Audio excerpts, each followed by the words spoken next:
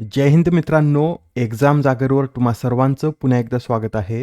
मित्रांनो, आजच्या चालू घडामोडीच्या सत्रात आपण नुकत्याच घडलेल्या घटनांवर आधारित MCQची प्रॅक्टिस करणार आहोत. यातील एक एक प्रश्न अत्यंत महत्त्वाचा आहे. त्यासाठी व्हिडिओ शेवटपर्यंत पहा व आपल्या मित्रांसोबत सुद्धा शेअर करा, जेणेकरून येणाऱ्या एक्झाममध्ये त्यांना सुद्धा याचा फायदा होईल.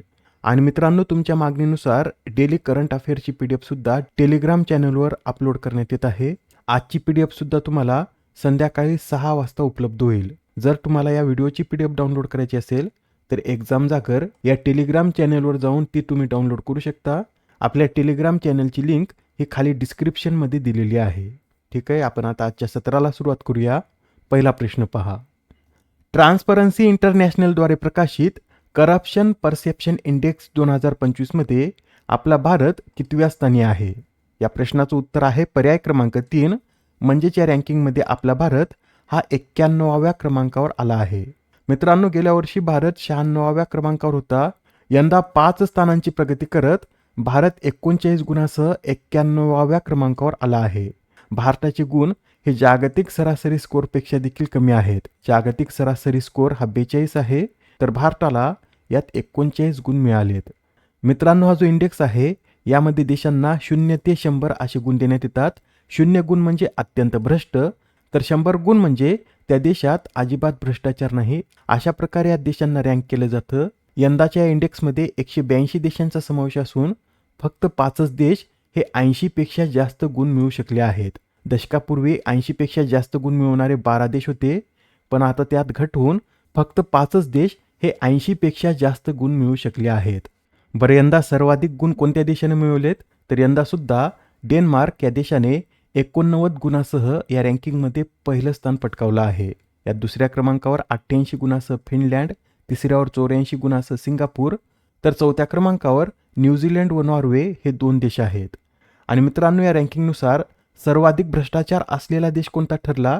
तर दक्षिण सुदान आणि सोमालिया हे 2 देश सर्वाधिक भ्रष्टाचार असलेले देश ठरले आहेत. हे दोन्ही देश 181व्या स्थानावर असून या दोन्ही देशांना 9 गुण देण्यात आले आहेत. यात 180व्या क्रमांकावर व्हेनेझुएला, तर 177व्या क्रमांकावर येमेन, लिबिया व इरिट्रिया हे देश आहेत. Next question. म्युच्युअल फंडमध्ये महिलांच्या सहभागाला प्रोत्साहन देण्यासाठी कोणत्या शहरात पहिली महिला केंद्रित शाखा सुरू करण्यात आली? तर आता म्युच्युअल फंडमध्ये महिलांच्या सहभागाला प्रोत्साहन देण्यासाठी दिल्ली या शहरात पहिली महिला केंद्रित शाखा सुरू करण्यात आली आहे. ही शाखा कोणी सुरू केली? तर LIC mutual fund and asset मॅनेजमेंटने ही शाखा सुरू केली आहे व ही शाखा पूर्णपणे महिलांद्वारे संचालित केली जात असून ही अशा प्रकारची पहिली शाखा आहे जी ॲसेट मॅनेजमेंट कंपनीद्वारे स्थापन करण्यात आली. अत्यंत महत्त्वाचा प्रश्न आहे, येणाऱ्या एक्झाममध्ये हमखास विचारण्यात येईल. तर लक्षात ठेवा, LIC म्युच्युअल फंड ॲसेट मॅनेजमेंटने दिल्ली या शहरात पहिली महिला केंद्रित शाखा सुरू केली आहे. पुढील प्रश्न. एंटरप्राइज AI वापरात आपला भारत कोणत्या देशानंतर दुसऱ्या स्थानावर आहे? तर एंटरप्राइज AI वापरात जागतिक स्तरावर अमेरिका हा पहिल्या क्रमांकावर असून यानंतर आपला भारत दुसऱ्या स्थानावर आहे. भारतात जून ते डिसेंबर 2025 दरम्यान 82.3 अब्ज AI व्यवहार नोंदवण्यात आले आहेत व आशिया पॅसिफिक प्रदेशातील एकूण AI क्रियाकल्पामध्ये भारताचं योगदान हे 46.2% देखील अधिक आहे व यासाठीच भारत आता अमेरिकेनंतर एंटरप्राइज स्तरावरील कृत्रिम बुद्धिमत्ता वापरात दुसऱ्या स्थानावर आला आहे. बरं, ही माहिती कोणी दिली? तर झेडस्केलरने आपल्या AI सुरक्षा अहवालात ही माहिती दिली आहे. Next question. भारताने कोणत्या देशाच्या साथीने हायड्रोजन फेलोशिप प्रोग्राम सुरू केला? कोणता प्रोग्राम आहे? तर हायड्रोजन फेलोशिप व हा प्रोग्राम भारताने नेदरलँड या देशाच्या साथीने सुरू केला आहे. या कार्यक्रमाचा उद्देश काय आहे? तर हरित हायड्रोजन संशोधनात सहकार्य वाढवणे हा या कार्यक्रमाचा उद्देश असून या उपक्रमामुळे भारताला काय फायदा होईल? तर भारतातील PhD विद्यार्थी, पोस्ट डॉक्टर संशोधक आणि प्राध्यापकांना नेदरलँडमध्ये प्रगत हायड्रोजन तंत्रज्ञान प्रशिक्षण घेण्याची संधी प्राप्त होणार आहे. लक्षात ठेवा, असे प्रश्न एक्झाममध्ये विचारण्यात येतात. हायड्रोजन फेलोशिप प्रोग्राम हा भारत आणि नेदरलँड या 2 देशांनी एकत्रित सुरू केला आहे. आता हा प्रश्न पहा काय म्हणतो. मुलींच्या शिक्षणासाठी लखपती बिटिया ही योजना कोणी सुरू केली? तर आता मुलींच्या शिक्षणासाठी लखपती बिटिया ही योजना दिल्ली सरकारद्वारे सुरू करण्यात आली. मित्रांनो, याआधी 2008 पासून दिल्लीत दिल्ली लाडली योजना सुरू होती, पण आता नवीन सरकारने या योजनेच्या जागी दिल्ली लखपती बिटिया योजना सुरू केली आहे. या योजनेअंतर्गत दिल्लीतील प्रत्येक घरातील 2 मुलींना त्यांच्या शिक्षणासाठी 56,000 रुपयापर्यंतची रक्कम दिली जाईल व ही योजना कधीपासून लागू होत आहे, तर ही योजना 1 एप्रिलपासून लागू होत आहे. या योजनेचा लाभ घेण्यासाठी वार्षिक उत्पन्न हे 1,20,000 रुपयापेक्षा कमी असावे. बरं, आता तुम्हाला असा प्रश्न पडला असेल की यात 56,000 रुपये देण्यात येणार आहेत, मग याला लखपती बिटिया असं का नाव देण्यात आलं? तर मुलींच्या खात्यात 56,000 रुपये जमा करण्यात येणार असून व्याजानंतर ही रक्कम 1,00,000पर्यंत जाईल असा दावा दिल्ली सरकारद्वारे करण्यात आला आहे. ठीक आहे, एवढे पॉईंट तुमच्या लक्षात आले असतील. आता हा प्रश्न पहा. पहिल्या मुंबई हवामान आठवड्याचं आयोजन कधी करण्यात येत आहे? या प्रश्नाचं उत्तर आहे पर्याय क्रमांक 3 म्हणजे पहिला मुंबई हवामान आठवडा हा 17 ते 19 फेब्रुवारी दरम्यान पार पडेल. मित्रांनो, मुंबईतील हा अशा प्रकारचा पहिलाच कार्यक्रम असून भारतातील देखील ही पहिलीच मोठी नागरिक आधारित हवामान कृती परिषद मानली जात आहे. या परिषदेमध्ये हवामान बदलावर फक्त चर्चा न करता प्रत्यक्ष उपाययोजना आणि अंमलबजावणी यावर भर देण्यात येणार आहे. Next question. भारतातील पहिल्या म्युझिकल रोडची सुरुवात कोणत्या शहरात करण्यात आली? तर आता भारतात पहिल्यांदाच मेलेडी रोडची सुरुवात करण्यात आली असून हा म्युझिकल रोड मुंबईमध्ये सुरू करण्यात आला. मुंबईमधील नवीन कोस्टल रोड सेक्शनवर हा भारतातील पहिला संगीतमय रस्ता सुरू करण्यात आला असून नरिमन पॉईंटपासून वरळीकडे जाताना या रस्त्यावर जय हो या चित्रपटातील गाणं ऐकायला मिळणार आहे. अशा रस्त्याची संकल्पना भारतात कोणी ठेवली होती? तर माजी खासदार राहुल शेवाळे यांनी मांडली होती. अलीकडेच याचं उद्घाटन महाराष्ट्राचे मुख्यमंत्री देवेंद्र फडणवीस यांच्या हस्ते करण्यात आलं. याआधी सुद्धा काही प्रथमच घटना घडल्यात, त्यासुद्धा आपण एकदा रिवाईज करून घेऊया. भारतातील पहिला AI सक्षम विद्यापीठ पायलट प्रकल्प हा उत्तर प्रदेशमध्ये सुरू करण्यात आला. देशातील पहिली LNG plus diesel electric multiple unit train ही गुजरातमध्ये सुरू करण्यात आली.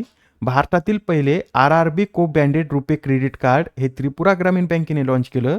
वृद्ध नागरिकांसाठी स्वतंत्र वृद्ध अर्थसंकल्प सादर करणारे पहिलं राज्य केरळ ठरलं आहे. 100% विमा कव्हरेज असलेला भारतातील पहिला जिल्हा अलवर ठरला आहे. भारतातील पहिली TMA प्रणाली पुण्यामध्ये सुरू करण्यात आली. ड्रोन विरोधी प्रणालीची अंमलबजावणी सुरू करणारे भारतातील पहिलं बंदर हे VO चिदंबरनार बंदर आहे. तर भारतातील पहिल्या क्वांटम व्हॅलीची पायाभरणी ही आंध्र प्रदेश या राज्यात करण्यात आली. पुढील प्रश्न. मायकल नोप्स यांचे नुकतेच वयाच्या 72व्या वर्षी निधन झाले, तर ते कोणत्या खेळाशी संबंधित होते? तर हे जे मायकल नोब आहेत हे हॉकी या खेळाशी संबंधित होते व त्यांनी भारतीय पुरुष हॉकी संघाचे प्रशिक्षक म्हणून देखील कार्य केलेलं आहे. ते कोणत्या देशाचे खेळाडू होते? तर ते ऑस्ट्रेलिया या देशाचे खेळाडू होते व त्यांनी 2011 ते 2013 या काळात भारतीय संघाला देखील प्रशिक्षण दिलं आहे. Next question. भारत कोणत्या देशाकडून बोईंग P-8 AI पोसायडन विमाने खरेदी करत आहे? तर आता आपला भारत अमेरिका या देशाकडून ही विमाने खरेदी करत आहेत. अलीकडेच अमेरिकेकडून अशी 6 अतिरिक्त विमाने खरेदी करण्याच्या भारतीय नौदलाच्या प्रस्तावाला संरक्षण खरेदी मंडळाने मान्यता दिली. त्यासाठी आता आपल्याला लक्षात ठेवायचं आहे, बोईंग P-8 AI पोसायडन विमाने ही अमेरिका या देशाची आहेत. आजच्या सत्रामधील शेवटचा प्रश्न पहा. दरवर्षी युनानी दिवस कधी साजरा केला जातो? तर हा जो युनानी दिवस आहे हा दरवर्षी 11 फेब्रुवारी रोजी साजरा केला जातो. व हा दिवस 11 फेब्रुवारी रोजीच का साजरा केला जातो? तर 11 फेब्रुवारी रोजी प्रसिद्ध युनानी हाकीम अजमल खान यांची जयंती असते व त्यांच्या जयंती दिनानिमित्त दरवर्षी 11 फेब्रुवारी रोजी हा युनानी दिन साजरा केला जातो. याआधीच्या सत्रात तुमच्यासाठीचा प्रश्न होता, नेटवर्क रेडिनेस इंडेक्स 2025 मध्ये भारताने कितवे स्थान पटकावले? या प्रश्नाचं उत्तर आहे पर्याय क्रमांक 3 म्हणजेच या इंडेक्समध्ये आपला भारत 45व्या क्रमांकावर आहे. गेल्या वर्षीच्या तुलनेत भारताने 4 स्थानाची प्रगती करत हे 45वावं स्थान पटकावलं आहे. हा निर्देशांक किती स्तंभावर आधारित आहे? तर हा निर्देशांक तंत्रज्ञान, लोक, शासन आणि परिणाम या 4 स्तंभावर आधारित आहे व यात एकूण 53 निर्देशकांचा समावेश आहे. व हा निर्देशांक कोणाद्वारे प्रकाशित केला जातो? तर हा निर्देशांक पोर्टुलन्स इन्स्टिट्यूटद्वारे प्रकाशित केला जातो. आजच्या सत्रामधील तुमच्यासाठीचा प्रश्न पहा. दिल्लीचे नवे मुख्य निवडणूक अधिकारी म्हणून कोणाची नियुक्ती करण्यात आली? आता या प्रश्नाचं उत्तर कमेंटमध्ये देण्याचा प्रयत्न करा. उत्तर चुकलं तरी काय हरकत नाही, कारण ज्यावेळेस तुम्हाला या प्रश्नाचं योग्य उत्तर माहीत होतं त्यावेळेस हा प्रश्न तुमच्या दीर्घकाळापर्यंत लक्षात राहतो. तर आता पुढच्या सत्रात पुन्हा भेटूया. धन्यवाद.